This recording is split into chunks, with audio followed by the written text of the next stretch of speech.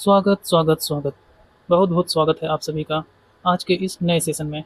आज हम बात करेंगे यूपीपीएससी मध्यकालीन भारत के इतिहास के पीवाईक्यू के बारे में। आज हम लाए हैं आपके लिए लेटेस्ट प्रीवियस ईयर क्वेश्चंस और उनके आंसर्स, वो भी पूरी तरीके से व्याख्या के साथ। हम केवल क्वेश्चन को सॉल्व ही नहीं करेंगे बल्कि उसके बेसिक्स को भी समझेंगे और उसके साथ ही साथ कुछ इंपॉर्टेंट फैक्ट को भी देखेंगे। तो चलिए शुरू करते हैं। आज का हमारा पहला क्वेश्चन है। एक तरफ अभिकथन दिया हुआ है और दूसरी तरफ कारण दिया हुआ है। अभिकथन कह रहा है कि भारत पर तुर्की आक्रमण सफल हुआ और इसका कारण है कि उत्तर भारत में राजनीतिक एकता नहीं थी। तो ये दोनों ही स्टेटमेंट सही है, मतलब अभिकथन भी सही है और इसका कारण भी सही है। तो सी वाला ऑप्शन हमारा सही हो जा रहा है। चलिए इसके बारे में थोड़ा जान लेते हैं। तो यह बात है लगभग 11वीं और 12वीं शताब्दी की। कब की बात है? 11वीं और 12वीं शताब्दी की। इस समय भारत पर तुर्की आक्रमण हो रहे थे। सबसे पहले महमूद गजनबी ने किया था और उसके बाद फिर मोहम्मद गौरी ने किया था। यह पूरी तरीके से सफल रहे थे भारत पर आक्रमण करने में। गौरी ने तराइन के द्वितीय युद्ध में, जो 1192 में हुआ था। कब हुआ था? 1192 में। इसमें इसने पृथ्वीराज चौहान को पराजित कर दिया था। इससे पहले भी एक तराइन का युद्ध हुआ था, एक साल पहले इससे, 1191 में। इस समय जब इसने गौरी ने पृथ्वीराज चौहान से लड़ाई की थी तो पृथ्वीराज चौहान ने इसको हरा दिया और उसको छोड़ दिया था, जिंदा ही छोड़ दिया था। और फिर एक साल बाद इसने पूरी तैयारी के साथ वापस आकर के फिर से धावा कर दिया और पृथ्वीराज चौहान को पराजित कर दिया और फिर दिल्ली और इसके आसपास के क्षेत्रों में तुर्की साम्राज्य की मजबूत नींव रख दी। तो इसलिए कहा जा सकता है कि ये जो पहला वाला अभिकथन है ये तो बिल्कुल सही है। और इसका जो कारण दिया हुआ है कि उत्तर भारत में राजनीतिक एकता नहीं थी, तो बता दें आपको कि उस समय उत्तर भारत छोटे छोटे राजपूत वंशों में बटा था, जैसे कि गाहड़वाल राजवंश, चमहान, चंदेल, चालुक्य आदि, इन सब में बटा हुआ था। इसमें कोई सेंट्रल पावर नहीं थी और ये राजा आपस में ही लड़ते रहते थे। राष्ट्रवाद और सामूहिक रक्षा की तो कोई भावना इनके अंदर थी ही नहीं। इसी कारण इनकी जो राजनीतिक एकता थी यह भी एकदम शून्य थी। तो इस वजह से जब कोई बाहरी आक्रमण इनके ऊपर हुआ तो ये लोग, इन लोगों में एकता नहीं थी और इस कारण से ये लोग कमज़ोर हो चुके थे और फिर बाहरी जो तुर्क आक्रमण हुए वो सफल हो गए। तुर्कों की सफलता का सबसे बड़ा और मुख्य कारण यही था कि उत्तर भारत राजनीतिक रूप से एकदम बिखरा हुआ था। यदि इन राजपूत शासकों में राजनीतिक एकता होती तो वे मिलकर एक विशाल तुर्की सेना का सामना बड़ी आसानी से कर सकते थे, लेकिन राजनीतिक एकता न होने के कारण तुर्की आक्रमण की सफलता सुनिश्चित हो गई। इसलिए जो हमारा अभिकथन है ये भी सही है और इसका जो कारण दिया हुआ है यह भी बिल्कुल सही दिया हुआ है। यह पूछा था यूपीपीएससी प्री 2024 में, एकदम लेटेस्ट है क्वेश्चन। आइए थोड़ा सा इसके बारे में और जानकारी ले लेते हैं। एक तरफ विषय दिया हुआ है, मतलब शासक दिए हुए हैं, दूसरी तरफ थोड़ा सा उसका डिस्क्रिप्शन दिया हुआ है और एग्जाम के पॉइंट ऑफ व्यू से कुछ इंपॉर्टेंट फैक्ट दिए हुए हैं। पहला है तुर्की सफलता का कारण। तत्कालीन उत्तर भारत के राजपूत राज्यों में राजनीतिक एकता का पूर्ण अभाव था। अभी इसकी बात हमने की थी। राजा राष्ट्रहित के बजाय आपसी संघर्ष, जैसे पृथ्वीराज चौहान जयचंद की शत्रुता में व्यस्त थे। तुर्कों की सेना अत्यधिक गतिशील थी। उनके पास उत्कृष्ट नस्ल के घोड़े, कुशल घुड़सवार, तीरंदाज और लोहे के रकाब थे, जो राजपूतों के पारंपरिक हथियारों पर भारी पड़ गए थे। दूसरा पॉइंट है तराइन का युद्ध। एक 91 में हुआ था और एक 92 में हुआ था। तो तराइन का जो पहला युद्ध हुआ था 91 में, इसमें पृथ्वीराज चौहान ने मोहम्मद गौरी को बुरी तरह से पराजित कर दिया था। इसके ठीक बाद तराइन का द्वितीय युद्ध हुआ एक साल बाद 1192 में। इसमें गौरी ने कूटनीतिक चाल चली और पृथ्वीराज चौहान को हराकर भारत में तुर्की साम्राज्य की वास्तविक नींव रख दी थी। और फिर है एक युद्ध आता है 2 साल बाद इसके, चंदावर का युद्ध। इस युद्ध में मोहम्मद गौरी ने कन्नौज के गढ़वाल शासक राजा जयचंद को पराजित किया। इस विजय के बाद तुर्कों का नियंत्रण संपूर्ण भारत, उत्तर भारत और गंगा यमुना दोआब क्षेत्र पर पूरी तरह से स्थापित हो गया। फिर इस समय सिक्के और कला के बारे में बात कर लेते हैं, गौरी के समय के और गजनवी के समय के। मोहम्मद गौरी ने भारत में जो सोने के सिक्के चलाए थे उन पर एक तरफ देवी लक्ष्मी की आकृति और दूसरी तरफ कुफीक लिपि में उसका नाम लिखा हुआ था। वहीं इससे पहले महमूद गजनवी ने चांदी के सिक्के चलाए थे, जिसे दिरहम कहते थे, जिन पर संस्कृत भाषा में अनुवादित लेख अव्यक्त मेकम मोहम्मद अवतार लिखा था। और फिर आता है साहित्यिक स्रोत हसन निजामी का। गौरी के प्रसिद्ध दरबारी विद्वान हसन निजामी ने ताज उल मासिर नामक पुस्तक की रचना की थी। यह पुस्तक दिल्ली सल्तनत के शुरुआती इतिहास और तुर्की आक्रमणों को समझने का सबसे प्रामाणिक स्रोत मानी जाती है। फिर है दिल्ली की स्थापना 1206 ईस्वी में। गौरी के सबसे भरोसेमंद दास और सेनापति कुतुबुद्दीन ऐबक ने भारत में गुलाम वंश की स्थापना की थी। ये काफ़ी फेमस क्वेश्चन है। गुलाम वंश की स्थापना किसने की थी? तो कुतुबुद्दीन ऐबक ने की थी। ये शायद हाई स्कूल में ही आपको मिल जाता है। और लाहौर को अपने राजधानी बनाई। इसी के साथ भारत में विधिवत दिल्ली सल्तनत का कालक्रम शुरू किया। तो ये था कुछ इंपॉर्टेंट फैक्ट। बढ़ते हैं अगले क्वेश्चन की तरफ। अगले में एक तरफ अभिकथन दिया हुआ है और उसी के नीचे कारण दिया हुआ है। फिर से अभिकथन कह रहा है कि बलबन ने अपने शासन को सुदृढ़ बनाया और संपूर्ण सत्ता को अपने हाथों में केंद्रित कर लिया। फिर कारण कह रहा है कि वह उत्तर पश्चिम सीमा को मंगोल आक्रमण से सुरक्षित करना चाहता था। यहाँ अभिकथन भी सही दिया हुआ है और कारण का जो स्टेटमेंट है ये तो सही है, लेकिन जो अभिकथन का कारण है यह ठीक नहीं है। इसमें थोड़ा सा ट्विस्ट है। कैसा है आइए देखते हैं। देखिए, ये जो बलबन था इसके द्वारा सत्ता का केंद्रीकरण करने का मुख्य उद्देश्य सुल्तान के पद की प्रतिष्ठा बढ़ाना और आंतरिक विद्रोह को दबाना था, न कि केवल मंगोल आक्रमण, मंगोलों से सुरक्षा उसकी विदेश और सीमा नीति का हिस्सा थी। तो इसलिए ये कारण तो ठीक नहीं है, लेकिन कारण में जो स्टेटमेंट लिखा है यह बिल्कुल सही है। जो बलबन था इसके समय उत्तर पश्चिम सीमा पर मंगोलों के भीषण आक्रमण हो रहे थे। उसने साम्राज्य की सुरक्षा के लिए उसने सीमा पर नए किलों का निर्माण करवाया था और अपने योग्य पुत्रों को वहां तैनात किया था। अतः यह कारण स्वतंत्र रूप से तो यह पूरी तरीके से सत्य है, लेकिन ये इसका अभिकथन का कारण नहीं है। बहुत बारीक सा अंतर है, ध्यान दीजिएगा इसको। तो इसलिए जो हमारा सी वाला ऑप्शन है सही हो जा रहा है। इसमें कहा है कि ए और आर दोनों सही हैं और आर ए की सही व्याख्या नहीं, सही व्याख्या नहीं करता, व्याख्या नहीं करता। ऑप्शन बी वाला जो है इसमें सही है। ए और आर दोनों सही है, किंतु आर ए की सही व्याख्या नहीं करता है। आयोग ने भी ऑप्शन नंबर बी को सही माना है। आइए थोड़ा सा इसके बारे में और डिस्क्रिप्शन पढ़ लेते हैं। बलबन का राजत्व और सल्तनत की सुरक्षा, इसके बारे में कुछ नीतियाँ दी हुई हैं और उसका विवरण दिया हुआ है। एग्जाम पॉइंट ऑफ व्यू से कुछ इंपॉर्टेंट फैक्ट दिए हुए हैं। सत्ता का केंद्रीकरण, बलबन ने सुल्तान की शक्ति को सर्वोपरि बनाने के लिए इल्तुतमिश द्वारा गठित तुर्कान ए चहलगानी, जिसे चालीसा दल कहते थे, इसको पूरी तरह समाप्त कर दिया, क्योंकि यह राजा की शक्ति को चुनौती देता था। दूसरा है राजत्व का सिद्धांत। वह दिल्ली सल्तनत का पहला सुल्तान था जिसने राजत्व का सुस्पष्ट सिद्धांत दिया। उसने सुल्तान को पृथ्वी पर ईश्वर का प्रतिनिधि, नियाबत ए खुदाई और ईश्वर की छाया, इसको जिल ए इलाही घोषित किया। ईश्वर की छाया मतलब जिल इलाही, ईश्वर का प्रतिनिधित्व मतलब नियाबत ए खुदाई। टर्म को याद रखे रहिएगा। फिर आगे है सिजदा और पाबोस प्रथा। दरबार में सुल्तान की प्रतिष्ठा स्थापित करने के लिए उसने ईरानी परंपराओं को अपनाया, जिसके तहत दरबारियों के लिए घुटने टेककर सुल्तान को प्रणाम करना और सुल्तान के पैर चूमना अनिवार्य कर दिया गया। सुल्तान को प्रणाम करना जिसको सिजदा कहा गया और सुल्तान के पैर चूमने को पाबोस कहा गया। फिर है रक्त और लौह की नीति। आंतरिक विद्रोहों, विशेषकर मेवातियों और कटेहर के राजपूतों तथा कानून व्यवस्था को कड़ा करने के लिए उसने अत्यंत कठोर, इसे रक्त और लौ की नीति कहते हैं, इसको अपनाई। इसमें विद्रोहियों को बेरहमी से मार दिया जाता था। मंगोल नीति एवं सुरक्षा। उत्तर पश्चिम सीमा को मंगोल से सुरक्षित करने के लिए बलबन ने एक शक्तिशाली सैन्य विभाग, जिसको नाम दिया था दीवाने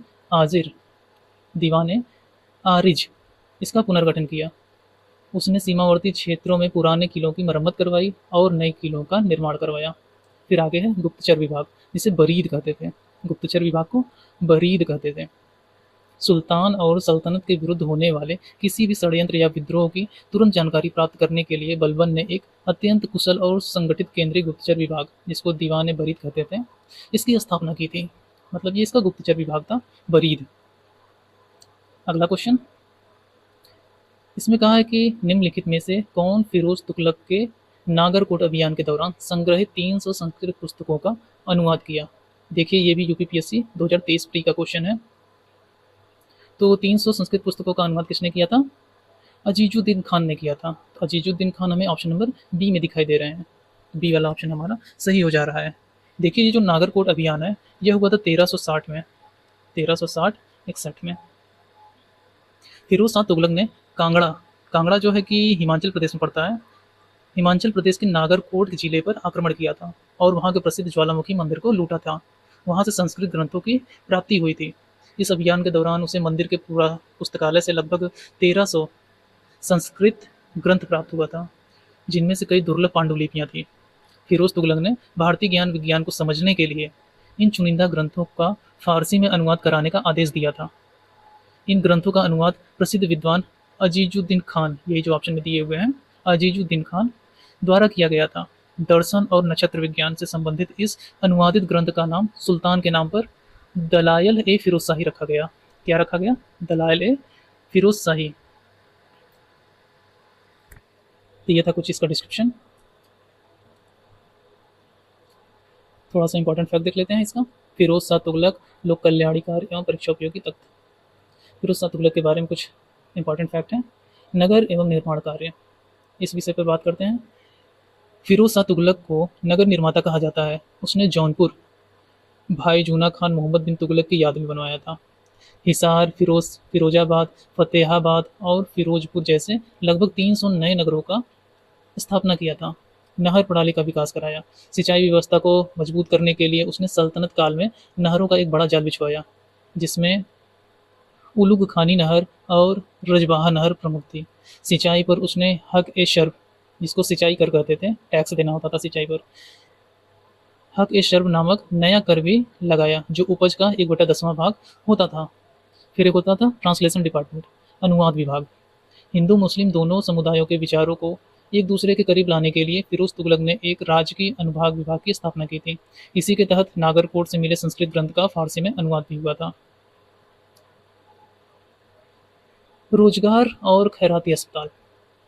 बेरोजगारों को नौकरी देने के लिए उसने रोजगार दफ्तर खोला था। गरीबों, अनाथों और विधवाओं की आर्थिक सहायता के लिए दीवान खैरात विभाग तथा मुफ्त इलाज के लिए दार उल शिफा नामक खैराती अस्पताल बनवाया था। फिर है दासों से प्रेम, जिसको कहते थे दीवाने बंदगी। फिरोज तुगलक को दासों का बहुत शौक था। उसने शासनकाल के दासों की संख्या बढ़ाकर लगभग 1,80,000 कर दी थी। उनकी देखरेख और प्रबंधन के लिए उसने एक अलग विभाग दीवाने बंदगी की स्थापना की थी। फिर है लास्ट में ब्राह्मणों पर जजिया कर। धार्मिक नीति के तहत वह दिल्ली सल्तनत का पहला ऐसा सुल्तान था जिसने ब्राह्मणों पर भी जजिया कर लागू कर दिया था। उसने अशोक के 2 स्तंभों टोपरा और मेरठ से इसको मंगवाकर दिल्ली में स्थापित करवाया था। तो यह था कुछ इंपॉर्टेंट फैक्ट। बढ़ते हैं अगले क्वेश्चन की तरफ। अगला क्वेश्चन है सैयद वंश से। सैयद वंश के सुल्तानों का सही कालानुक्रम क्या है? यह देखिए यूपीपीएससी आरओ प्री 2023 में पूछा गया था, जो कि एग्जाम कैंसिल हो गया था। तो आपको बता दें, ये जो सैयद वंश है इसकी स्थापना 1414 में हुई थी। कब हुई थी?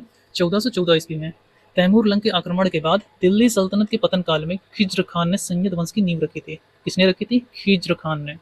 तो जो भी ऑप्शन होगा उसमें पहला वाला खिज्र खान पहले नंबर पे आएगा। हालांकि सभी में पहले पे ही दिया हुआ है। बहुत बढ़िया ऑप्शन दिया हुआ है। इसके बाद आए थे मुबारक शाह। ये खिज्र खान का पुत्र था। तो मुबारक शाह कहाँ दिए हुए हैं? ऑप्शन नंबर पॉइंट नंबर 3 में। तो एक के बाद आना चाहिए 3। तो दूसरा और तीसरा, दूसरा और चौथा एलिमिनेट हो जा रहा है। यहाँ पर दिया है फर्स्ट के बाद 3, फर्स्ट के बाद 3। फिर मुबारक शाह का बेटा आता है, उसका नाम रहता है Mohammad Shah. Mohammad Shah option point number 2 में दिया हुआ है। तब उसके बाद आएंगे मोहम्मद शाह, मतलब कि दूसरा पॉइंट, जो कि हमें ऑप्शन नंबर सी में ही दिखाई दे रहे हैं। ये यहाँ पर नहीं है, तो ऑप्शन नंबर ए भी एलिमिनेट हो जा रहा है।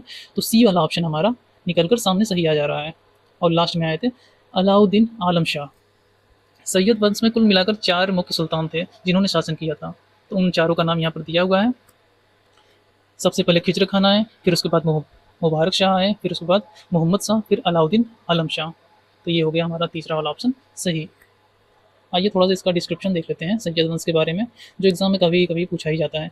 खिज्र खान, इनका शासनकाल जो था 1414 से लेकर 1421 तक था। यह सैयद वंश के संस्थापक थे। इसने सुल्तान की उपाधि धारण नहीं की, बल्कि खुद को तैमूर का पुत्र शाहरुख का प्रतिनिधि मानते हुए रैयत आला की उपाधि से ही संतुष्ट रहा। इसके समय सिक्के शाहरुख के नाम पर ही ढाले जाते थे। फिर आते हैं इनके पुत्र मुबारक शाह। ये शासन करते हैं 1421 से 34 तक। खिज्र खान की मृत्यु के बाद उसका पुत्र मुबारक शाह गद्दी पर बैठा। उसने अपने पिता के विपरीत शाह की उपाधि धारण कर ली।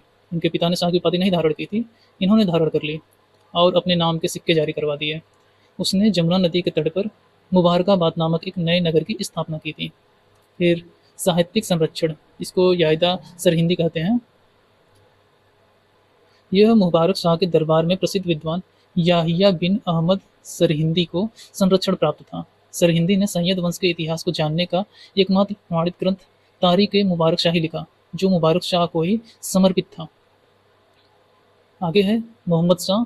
इन्होंने शासन किया था 1434 से लेकर 1445 तक। मुबारक शाह की हत्या के बाद मोहम्मद शाह सुल्तान बना। इसके समय सल्तनत की शक्ति अत्यधिक कमजोर हो गई थी। मालवा के शासक के आक्रमण के समय इसने बहलोल लोदी की मदद ली और उसे खाने जहां तथा अपना पुत्र कहकर पुकारा। फिर है अलाउद्दीन आलम शाह। इसका शासनकाल 1445 से लेकर 1451 ईस्वी तक था। यह सैयद वंश का अंतिम सुल्तान था। यह एक बेहद अयोग्य और डरपोक शासक था। इसने दिल्ली की गद्दी स्वेच्छा से बहलोल लोदी को सौंप दी थी और स्वयं दिल्ली छोड़कर अपनी मनपसंद जगह बदायूं चला गया था। यहाँ उसने आराम से अपना जीवन बिताया। फिर उसके बाद आता है लोदी वंश का उदय 1451 में। आलम शाह के बदायूं चले जाने और सैयद वंश के शांतिपूर्ण अंत के बाद बहलोल लोदी ने दिल्ली की सत्ता पर अधिकार कर लिया। इसी के साथ दिल्ली सल्तनत के पहले अफगान साम्राज्य यानी लोदी वंश की स्थापना की। तो लोदी वंश की स्थापना 1451 में की। बढ़ते हैं अगले क्वेश्चन की तरफ। अगला क्वेश्चन है, एक तरफ पुस्तक दिया हुआ है, दूसरी तरफ उससे संबंधित विषय दिए हुए हैं। पहला पुस्तक है मिरात ए सिकंदरी। यह जो किताब है यह सिकंदर बिन मोहम्मद द्वारा लिखा गया था, जो मुख्य रूप से गुजरात के सुल्तानों और मुगलों द्वारा गुजरात विजय के इतिहास पर प्रकाश डालता है। तो गुजरात विजय 4 वाले पॉइंट में दिया हुआ है, तो फर्स्ट का 4 हो जाएगा। फिर दूसरा है बुरहान ए माशीर। बुरहान ए माशीर के लेखक अली बिन अजीजुल्लाह तबतबा हैं। कौन है? अजीजुल्लाह तबतबा। यह पुस्तक मुख्य रूप से बहमनी राजवंश और विशेषकर अहमदनगर के निजाम शाही वंश के इतिहास की विस्तृत जानकारी देती है।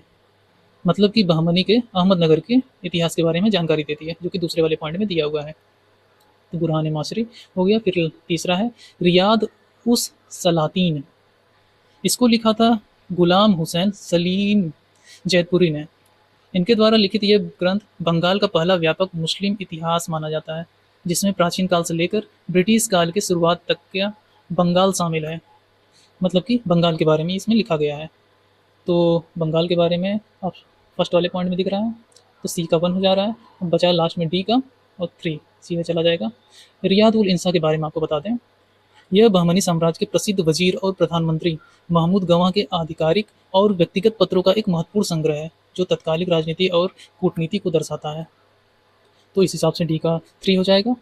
तो ए का 4, बी का 2, ए में दिया हुआ, डी में दिया हुआ, फिर सी का 1। सी का 1 हमें ऑप्शन नंबर ए में दिखाई दे रहा है। बाकी सारे ऑप्शन एलिमिनेट हो जा रहे हैं, तो हमारा ए वाला ऑप्शन सही हो जा रहा है।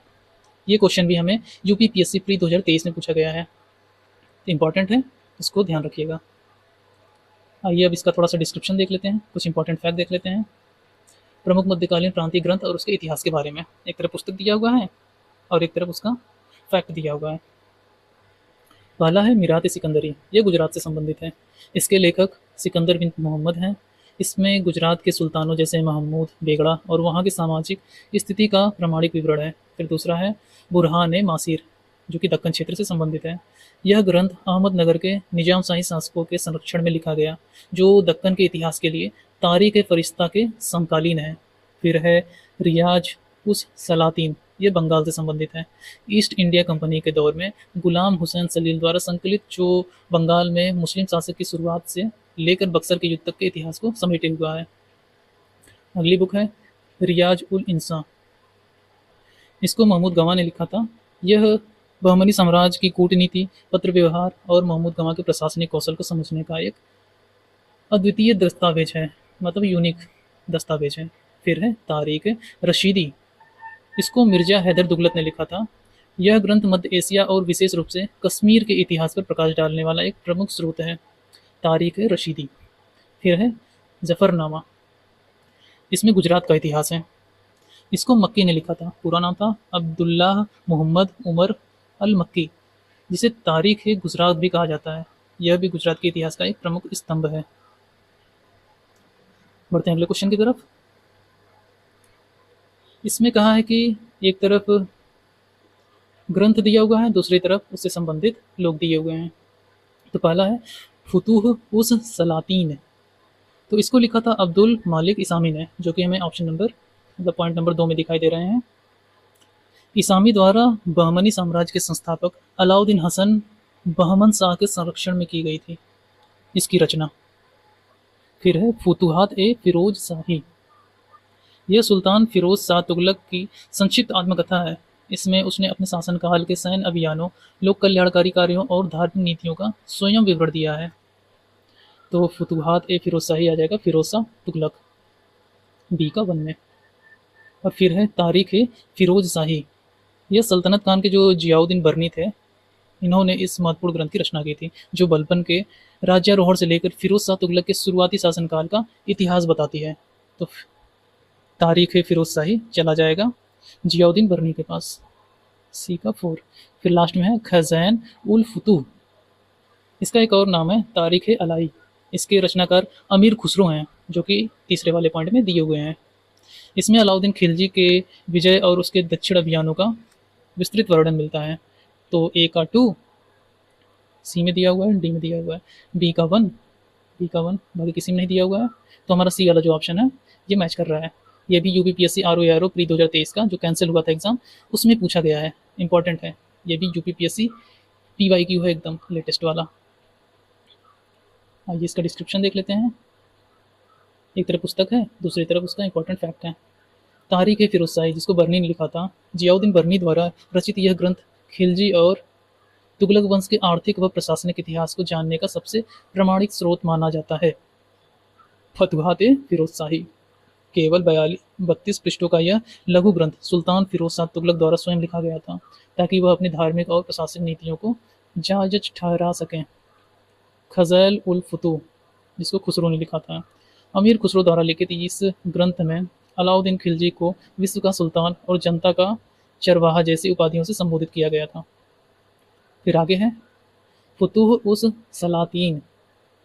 इसामी ने इस ग्रंथ की रचना शाहनामा के तर्ज पर की थी। इसमें मोहम्मद बिन तुगलक की नीतियों की कड़ी आलोचना देखने को मिलती है। फिर आता है किताबुल रहला, मोरक्को के प्रसिद्ध यात्री इब्न बतूता द्वारा अरबी भाषा में लिखित यात्रा वृत्तांत, जो मोहम्मद बिन तुगलक के काल के सामाजिक और डाक व्यवस्था पर प्रकाश डालती है। फिर आते हैं तजुल मासीर, हसन निजामी द्वारा रचित यह ग्रंथ दिल्ली सल्तनत का प्रथम आधिकारिक इतिहास माना जाता है। इसमें कुतुबुद्दीन ऐबक के काल का वर्णन मिलता है तजुल मासीर में। तो ये था कुछ इंपॉर्टेंट फैक्ट। बढ़ते हैं अगले क्वेश्चन की तरफ। इसमें कहा है कि गोलकोंडा किला भारत में कहाँ स्थित है। यह भी यूपीपीएससी एपीएस 2023 के एग्जाम में पूछा हुआ है। गोलकोंडा किला लोकेशन पूछा है, तो यह तेलंगाना में है। तेलंगाना हमारा ऑप्शन नंबर ए में दिखाई दे रहा है। ये जो गोलकोंडा किला है ये 12वीं शताब्दी में बनवाया गया था। कब था? 12वीं शताब्दी में। यह काकतीय राजवंश के शासकों द्वारा मिट्टी के किले के रूप में इसका निर्माण करवाया गया था। फिर बाद में 16वीं शताब्दी में कुतुब शाह राजवंश के सुल्तानों ने इसका विस्तार कराया था। इसे ग्रेनाइट पत्थरों से मजबूत किया और इसे अपनी समृद्ध राजधानी बनाई थी कुतुब शाह राजवंश ने। फिर उसके बाद यह क्षेत्र ऐतिहासिक रूप से अपने प्रसिद्ध कोल्लूर खदान के लिए भी जाना जाता है। यहाँ से दुनिया की सबसे कीमती कोहिनूर हीरा जो है वह यहाँ से निकाला गया था। कोहिनूर बहुत ही फेमस हीरा है। तो गोलकोंडा किला कहाँ स्थित है? तेलंगाना में स्थित है। ऑप्शन नंबर ए हमारा सही हो जा रहा है। इसका थोड़ा सा इंपॉर्टेंट फैक्ट देख लेते हैं। एक तरफ राजवंश दिया हुआ है, सल्तनत, और उसके संस्थापक और राजधानी, और परीक्षा के पॉइंट ऑफ व्यू से कुछ इंपॉर्टेंट फैक्ट हैं। पहला है कुतुब शाह राजवंश, कुतुब शाही वंश। इसकी स्थापना कुली कुतुब शाह ने की थी। यह क्षेत्र हीरो के व्यापार का वैश्विक केंद्र था और इसकी राजधानी बाद में गोलकोंडा से हैदराबाद स्थानांतरित कर दी गई थी। फिर है आदिल शाही वंश, यह बीजापुर में है। गोलकोंडा था इससे पहले कुतुब शाही वंश। गोलकोंडा कहाँ था? तेलंगाना में। और फिर आदिल शाही वंश, ये बीजापुर में है। इसकी स्थापना यूसुफ आदिल शाह ने की थी। बीजापुर का प्रसिद्ध गोल गुंबज विश्व का दूसरा सबसे बड़ा गुंबद है। इसी राजवंश के सुल्तान मोहम्मद आदिल शाह का मकबरा है। फिर है निजाम शाही वंश। इसकी स्थापना मलिक अहमद ने की थी। मुगलों के खिलाफ वीरता से लड़ने वाली प्रसिद्ध महिला शासक चांद बीबी यहीं से संबंधित थी। फिर आगे है इमाद शाही वंश। इसकी स्थापना फतहुल्लाह इमाद शाह ने की थी। यह बहमनी साम्राज्य से अलग होने वाला पहला स्वतंत्र प्रांत था, जिसे बाद में अहमदनगर ने हड़प लिया था। फिर है बरीद शाही वंश। इसकी स्थापना कासिम बरीद ने की थी।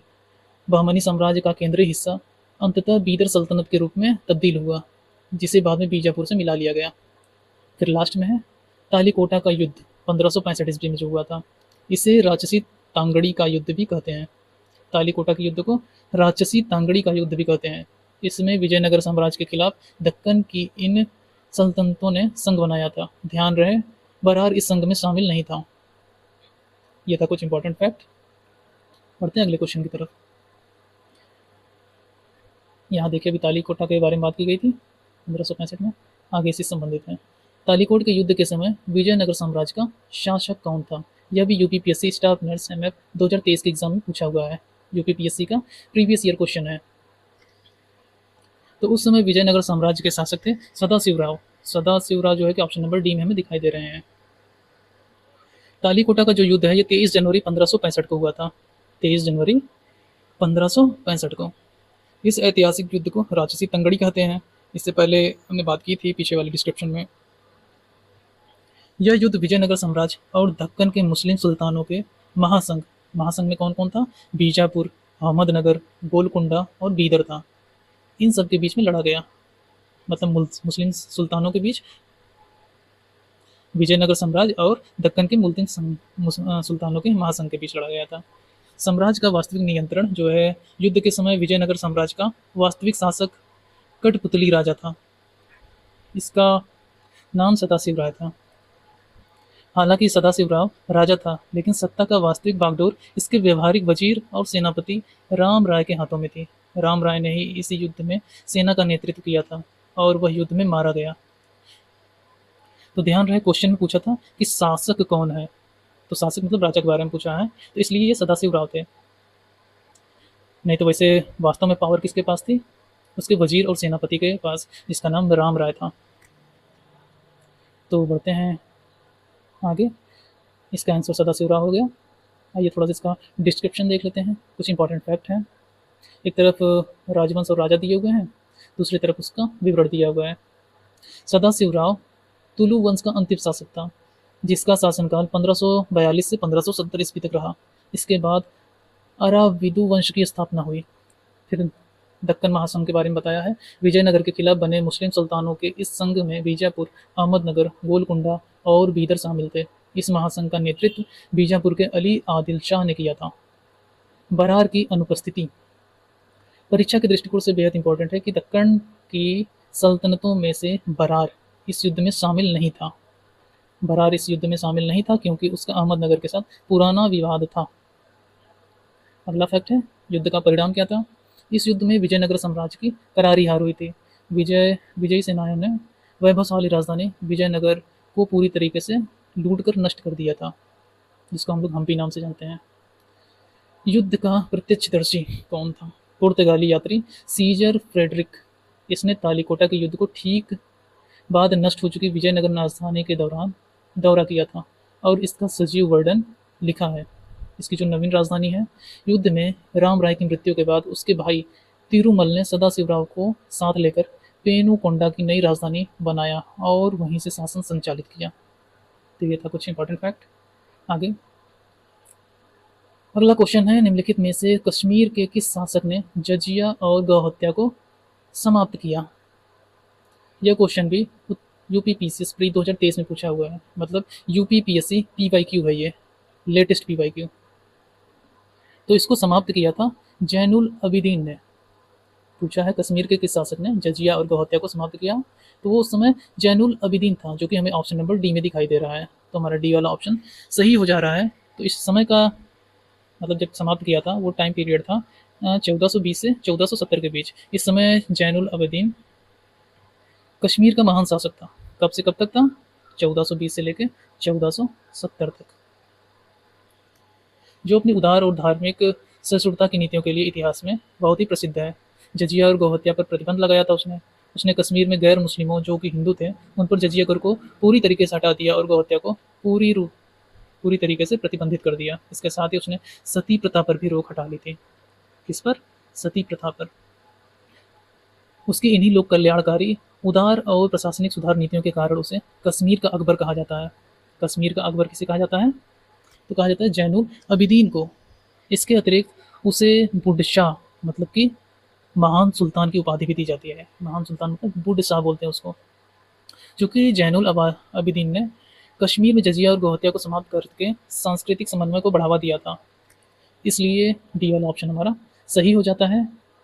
आइए थोड़ा सा कुछ इंपॉर्टेंट फैक्ट पढ़ लेते हैं सुल्तान जैनुल आबिदीन के बारे में, उपाधियों के बारे में, साहित्यिक संरक्षण के बारे में, स्थापत्य और निर्माण के बारे में। इतिहास में इन्हें कश्मीर का अकबर और कश्मीर का अलाउद्दीन खिलजी भी कहा जाता है। कश्मीर लोग इन्हें बडशाह कहते हैं। यह है बडशाह, कश्मीर के अकबर जी। साहित्यिक संरक्षण, ये स्वयं कई भाषाओं कश्मीरी, फारसी, संस्कृत और तिब्बती के ज्ञाता थे। इन्होंने प्रसिद्ध कश्मीरी इतिहास ग्रंथ राजरतिंगड़ी, जिसको कल्हड़ ने लिखा था, और महाभारत का फारसी में अनुवाद कराया था। और फिर इनके स्थापत्य कला और निर्माण के बारे में, इन्होंने झेलम नदी और वूलर झील के बीच जैन लंका नामक एक कृत्रिम द्वीप का निर्माण करवाया था। साथ ही जैनपुर नामक नगर भी बसाया था। तो जैनपुर नगर किसने बसाया था? जैनुल आबिदीन ने। आगे सिकंदर शाह बुतशीक, अब ये क्या है? जैनुल आबिदीन के पिता, जो कि इससे पहले के शासक थे। इनकी धार्मिक कट्टरता के कारण कश्मीर में बड़े पैमाने पर मंदिरों को तोड़ा गया था, जिसमें प्रसिद्ध मार्तंड सुंदर मंदिर भी शामिल था। फिर है इनका न्याय और प्रशासनिक सुधार। इन्होंने अपराधों को रोकने के लिए एक सख्त संहिता बनाई और चोरी डकैती रोकने के लिए सामूहिक जिम्मेदारी का सिद्धांत लागू किया था। सामूहिक जिम्मेदारी का सिद्धांत लागू किया था। फिर इनके समय के कुटीर उद्योग को बढ़ावा देना, इस पॉइंट के बारे में जान लेते हैं। इन्होंने कश्मीर में शाल बुनाई, कालीन निर्माण और कागज बनाने की कला को बढ़ावा देने के लिए समरकंद से विशेषज्ञों को आमंत्रित किया था, कुटीर उद्योगों को बढ़ावा देने के लिए। तो यह था कुछ इंपॉर्टेंट फैक्ट। आगे है, इसमें अभिकथन दिया हुआ है और कारण दिया हुआ है। अभिकथन में कहा है कि जौनपुर को सिराज हिंद के नाम से जानते हैं। कारण में कहा है जौनपुर सरकी काल में शिक्षा का एक महान केंद्र के रूप में था। तो यहाँ पर अभिकथन भी सही है और कारण भी सही है, और अभिकथन का व्याख्या भी कारण कर रहा है। मतलब कारण जो है अभिकथन की सही व्याख्या कर रहा है, जो कि ऑप्शन नंबर बी में दिया हुआ है। तो हमारा बी वाला ऑप्शन सही हो जा रहा है। आइए इसके बारे में थोड़ा सा बेसिक जान लेते हैं। मध्यकाल में उत्तर प्रदेश के जौनपुर नगर को अपनी सांस्कृतिक और साहित्यिक समृद्धि के कारण सिराज हिंद के नाम से पुकारा जाता था। सिराज हिंद मतलब भारत का सरताज, अतः यह कथन सत्य है। और जौनपुर में सरकी राजवंश के शासनकाल, विशेषकर इब्राहिम शाह सरकी के समय में शिक्षा, कला, साहित्य और स्थापत्य कला का अभूतपूर्व विकास हुआ था। दूर दूर से विद्वान यहाँ शिक्षा ग्रहण करने के लिए आते थे, जिससे यह शिक्षा का एक महान केंद्र बन गया था। इसलिए कारण भी पूरी तरीके से सत्य है। जौनपुर को सिराज हिंद की उपाधि मिलने की मुख्य वजह यह थी कि वह सरकी काल में पूरे भारत में शिक्षा, संस्कृति और ज्ञान विज्ञान का सबसे प्रमुख और चमकदार केंद्र बनकर उभरा था।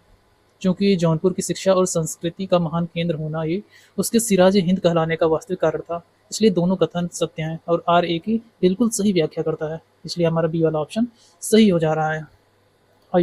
और देखिए ये question UPPSC RO pre 2023 exam में पूछा गया था। इसका मतलब है यूपीपीएससी पीवाईक्यू है ये। उत्तर प्रदेश के अन्य एग्जामों में भी इसको पूछा जा सकता है या फिर इससे संबंधित फैक्ट को पूछा जा सकता है।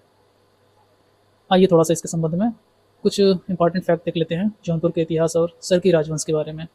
जौनपुर की स्थापना के बारे में पहले पॉइंट बताया कि इस नगर की स्थापना 1359 ईस्वी में फिरोज शाह तुगलक ने अपने भाई जूना खान, इसको मोहम्मद बिन तुगलक कहते हैं, इसकी याद में बनवाई थी।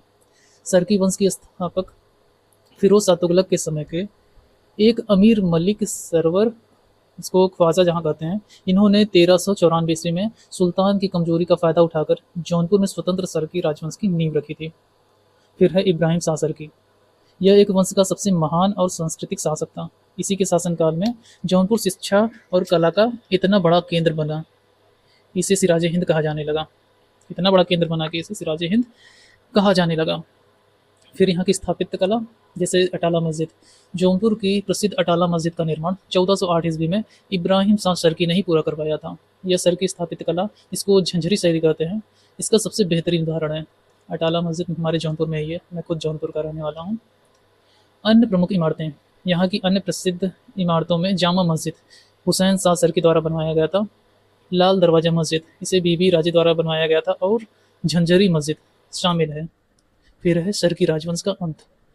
दिल्ली के लोधी वंश के संस्थापक शासक बहलोल लोदी ने जौनपुर पर आक्रमण करके अंतिम सरकी शासक हुसैन शाह सरकी को पराजित किया और जौनपुर को दोबारा दिल्ली सल्तनत में मिला लिया।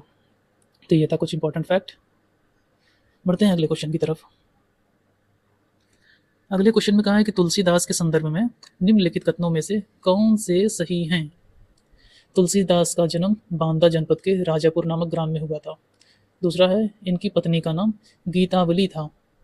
तो ये जो बांदा जनपद है, इसका इस समय का नाम चित्रकूट जिला है।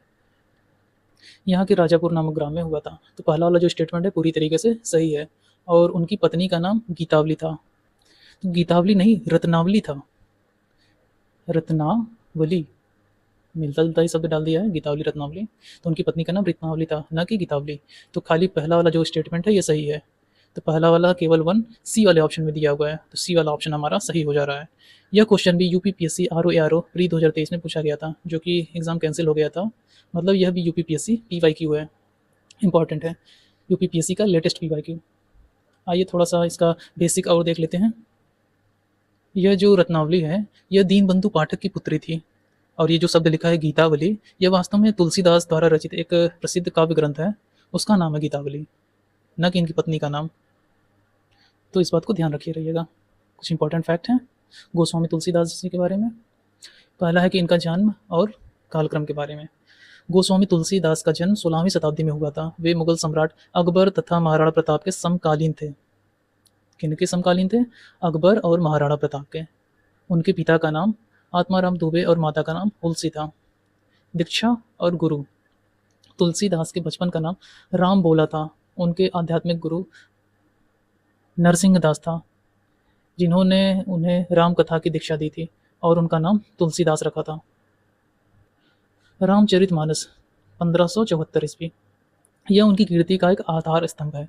इस महाकाव्य की रचना उन्होंने अवधी भाषा में की थी। इसमें कुल 7 कांड, बालकांड, अयोध्या कांड, अरण्य कांड, किष्किंधा कांड, सुंदर कांड, लंका कांड और उत्तर कांड है। रामचरित की मानस की रचना 1574 में की थी गोस्वामी तुलसीदास ने। आगे ब्रज भाषा की रचनाएं। ब्रज भाषा में उन्होंने और क्या क्या लिखा था? तुलसीदास अवधी और ब्रज दोनों भाषाओं पर समान अधिकार रखते थे। उनकी ब्रज भाषा में लिखी हुई मुख्य रचनाएं विनय पत्रिका, कवितावली, गीतावली और कृष्ण गीतावली प्रमुख हैं। अवधी भाषा की रचनाएं, रामचरितमानस के अलावा उन्होंने अवधी भाषा में जानकी मंगल, पार्वती मंगल, बरवे रामायण और रामलला नहछु जैसी महत्वपूर्ण पुस्तकों की रचना की थी। और फिर लास्ट में उनका मृत्यु और अवसान। अपने जीवन का अंतिम समय उन्होंने काशी में व्यतीत किया था। काशी जो कि वाराणसी में है। संवत 1680 और हम लोग के कैलेंडर के हिसाब से 1623 ईस्वी। इस समय काशी के 80 घाट पर उनका निधन हुआ था, जिनके संदर्भ में एक दोहा है, संवत 1680 80 गंग के तीर। ये वाला दोहा बहुत ही प्रसिद्ध है। ये तो कुछ इंपॉर्टेंट फैक्ट। आगे बढ़ते हैं।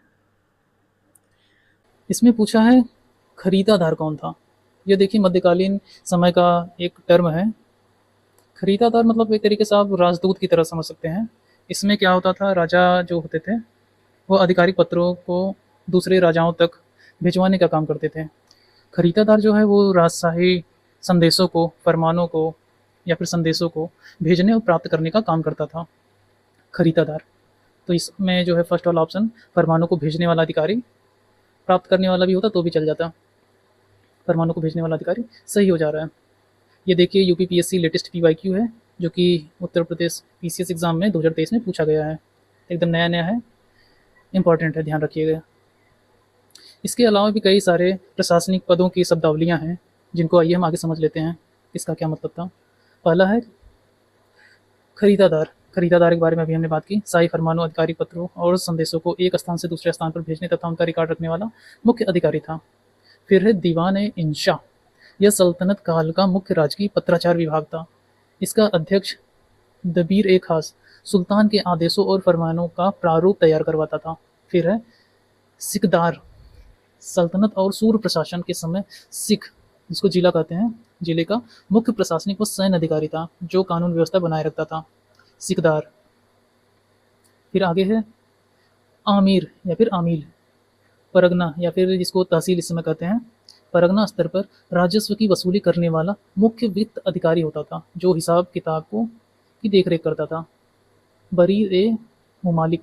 सल्तनत काल में केंद्रीय गुप्तचर विभाग, जिसको बरीद कहते थे, इसका प्रधान अधिकारी होता था बरीद ए मुमालिक, जो राज्य की सभी खुफिया खबरों को सुल्तान तक पहुंचाता था। फिर है मीर सामा, इसको खाने सामा भी कहते हैं।